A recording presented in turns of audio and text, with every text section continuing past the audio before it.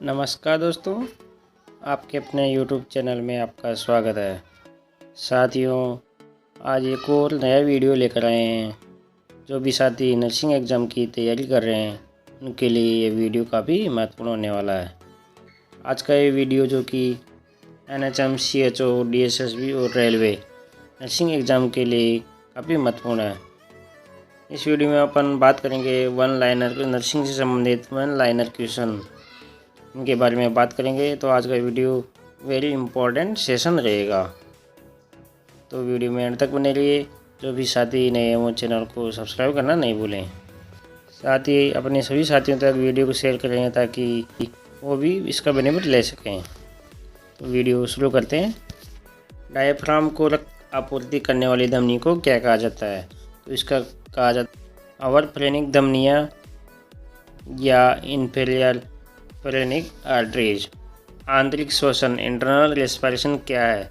रक्त और कोशिकाओं के बीच गैसों के आदान प्रदान को रेस्पिरेशन कहा जाता है। यकृत के शिरापरक रक्त का निकास किसके द्वारा होता है? तो ये होता है यकृत शिराओं द्वारा, यानी hepatic veins. Next question, chronic pancreatitis का सबसे आम कारण क्या है? तो इसका कारण है एल्कोहलिज्म। बवासीर हेमोरॉयड के प्रबंधन में किस आहार की सलाह दी जाती है? तो इसको में दी जाती है high fibre diet. Next question है, फुफ्फुस स्थान में मवाद का एकत्र होना क्या कहलाता है? तो कहलाता है एम्फाइमा, निमोनिया के कारण, जो कि निमोनिया के कारण होता है। नक्सील एपिस्टेटिक्स शब्द का संदर्भ किससे है? तो ब्लीडिंग फ्रॉम नोज, यानी जो नाक से खून बहता है उसको नक्सील कहा जाता है। पोर्टल वेन हाइपरटेंशन किस में होता है? ये होता है लीवर सिरोसिस में। नेक्स्ट क्वेश्चन है, इशिहारा चार्ट का क्या उपयोग है? इसका उपयोग चेक कलर ब्लाइंडनेस चेक करने के लिए इशिहारा चार्ट का यूज किया जाता है। मानव आंख द्वारा अपने से दूर रखी वस्तुओं को देखने के लिए किस क्रिया का प्रयोग किया जाता है? तो किया जाता है सिलेरी मसल्स। पेट की सर्जरी करने से पहले पेशाब में अनियमितता को रोकने के लिए किस उपकरण का उपयोग किया जाता है? ये फोले कैथेटर। बाइसिनोसिस किसके कारण होता है? ये होता है कॉटन के कारण। फेफड़ों के स्वास्थ्य मूल्यांकन के दौरान अपनाए जाने वाले तरीकों का क्रम क्या है? पहले इंस्पेक्शन, पाल्पेशन, परक्यूशन और अस्कल्टेशन। नेक्स्ट क्वेश्चन है, सहायक पाचन अंग कौन सा है? Pancreas and gall bladder. Next question, asthma की क्या विशेषता है? वायु मार्ग का संकुचन। प्रोक्टोसिग्मोइडोस्कोपी के दौरान अनुशंसित स्थिति क्या होती है? तो नी चेस्ट पोजीशन। पित्त नली के अवरुद्ध वाले रोगी का परिणाम क्या हो सकता है? मिट्टी के रंग का मल, यानी क्ले कलर्ड स्टूल। मुंह में स्टार्च के प्रारंभिक विघटन के लिए जिम्मेदार एंजाइम कौन सा है?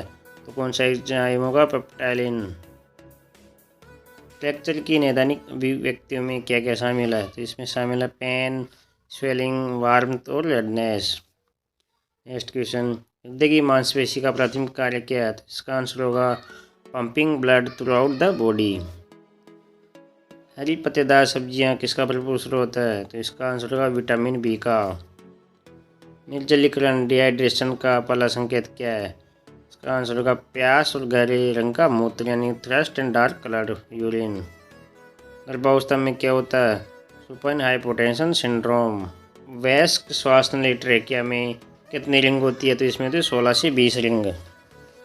किस बीमारी की घटनाओं में उस स्तर तक कमी आना जो एक सार्वजनिक स्वास्थ्य समस्या नहीं रहती? क्या गलत कंट्रोल। गर्भावस्था में सर्विक्स ग्रीवा के मुलायम हो जाने को क्या कहा जाता है? इसका आंसर होगा गुडेल्स साइन। नेक्स्ट क्वेश्चन, दाएं आलिंद और दाएं नेले के बीच कौन सा कपाट होता है? तो यह ट्राइक्समिड। नेगली बॉडीज किस रोग की अवस्था में पाई जाती है? तो पाई जाती है रेबीज में। गर्भावस्था में योनि की श्लेष्मिक झिल्ली, यानी वेजाइनल म्यूकोसा के नीले जैसा होना किसका साइन है? जैकम्योर साइन। 20 सप्ताह की गर्भावस्था पर एमनियोटिक फ्लूइड उलोदक कितना होना चाहिए? होना चाहिए 400 ml। एमनियोटिक फ्लूइड की नॉर्मल वैल्यू होती है 500 से 1000 ml के बीच होनी चाहिए। एमनियोटिक फ्लूइड एक स्पष्ट या हल्के पीले रंग का तरल पदार्थ होता है जो गर्भावस्था के दौरान भ्रूण को घेरा जाता है। जियोफाइट कौन सी हड्डी से संबंधित है? जो है स्टर्नम हड्डी से। नेक्स्ट क्वेश्चन है Koplik spot are the clinical feature of किसका है? कोप्लिक स्पॉट है मिजल्स का। नेक्स्ट क्वेश्चन है ह्यूमन प्लेसेंटा मानव की अपराग इसका आकार कैसा होता है? चक्राब, डिस्कोड शेप में यानी चक्राब आकार का। मलेरिया का रोगवाहक क्या है मलेरिया का रोगवाहक? फीमेल एनाफिलीज मस्कीटो यानी मादा एनाफिलीज मच्छर। फीमेल में यूटेरस गर्भाशय का वजन कितना होता है? वो होता है 60 से 100 ग्राम। ब्रेचियल प्लेक्सस से निकलने वाली तंत्रिका कौन सी नहीं है? फ्यूमरल तंत्रिका, वेब femoral nerve. Secondary attack rate of chickenpox कितनी? Chickenpox secondary attack rate कितनी होगी? 90%। यदि किसी एक व्यक्ति को ये बीमारी होती है तो उस व्यक्ति के करीबी 90% लोग जो प्रतिरक्षित नहीं है उनको भी संक्रमित हो सकता है। नेक्स्ट क्वेश्चन वेजिना योनिक एसिक्रेशन स्राव का पीएच होता है अम्लीय एसिडिक। नेक्स्ट क्वेश्चन है योनि का सामान्य पीएच स्तर कितना होता है? वो होता है 3.8 से 5 के बीच। शरीर की कौन सी लंबी हड्डी अनुप्रस्थ होती है? वो होता है क्लेविकल यानी हंसली की हड्डी।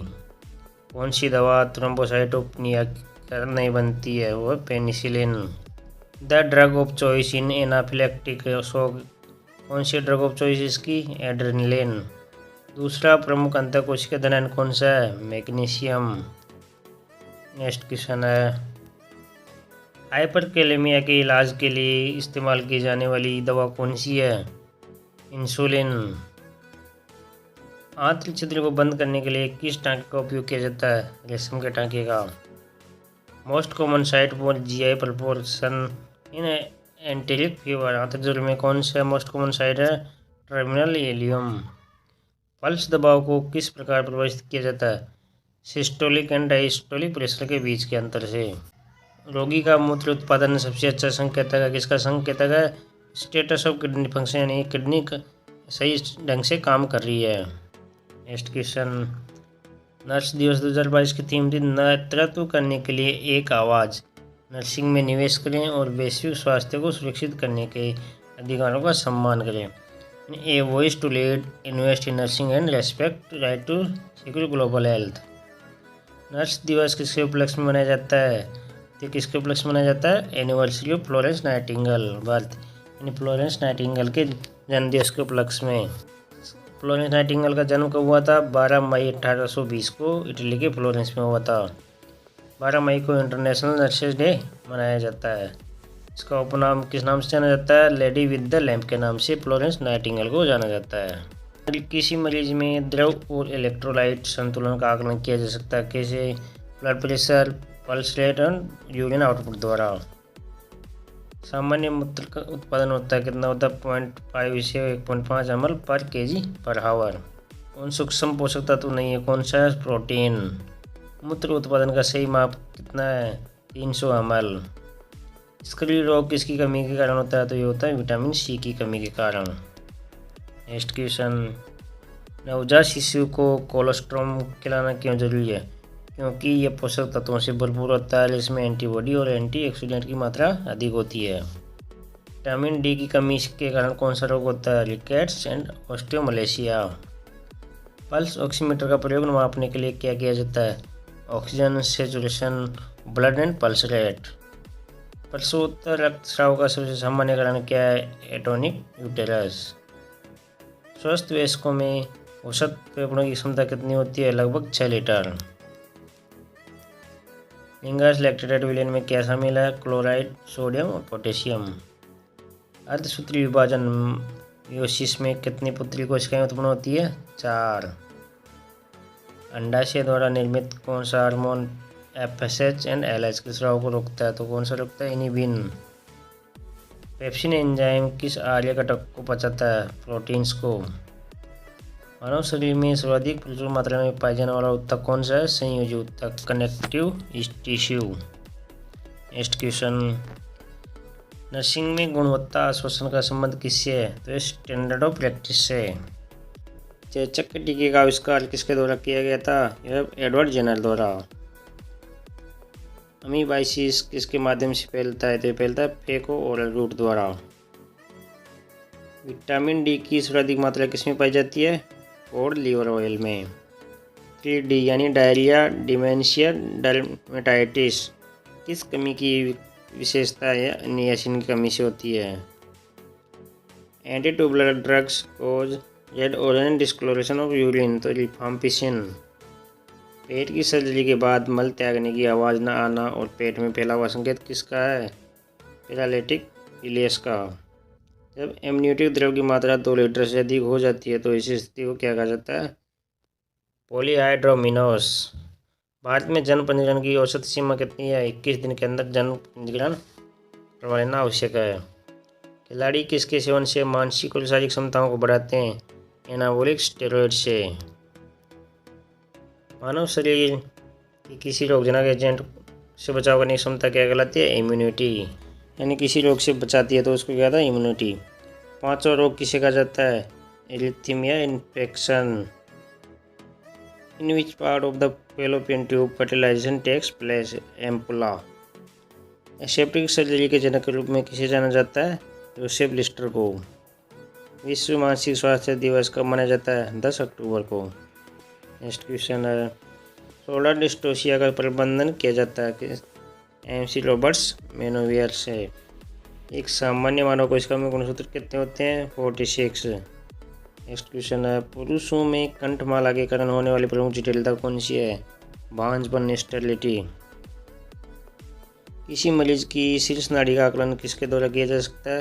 हृदय का श्रवण, स्कल्टिंग द हार्ट, हृदय के श्रवण द्वारा। चिकित्सकीय स्थितियों में हाथ की स्वच्छता के लिए किस विधि को प्राथमिकता दी जानी चाहिए? Use of alcohol based hand sanitiser. सामान्य मलाशय का तापमान कितना होता है? ओरल टेम्परेचर से अधिक। यदि किसी मरीज को ऑर्थोपनिया की शिकायत है तो उसे यह दवा देना सबसे अच्छा है। कैसे उसको किस प्रकार से दवा देनी चाहिए? बिस्तर पर सीधी बिठाकर। कैनुला साइट संक्रमण को रोकने की सर्वोत्तम रणनीति कौन सी है? हाथ की सफाई और सम्मिलन की सड़न रोकने वाली तकनीक का उपयोग।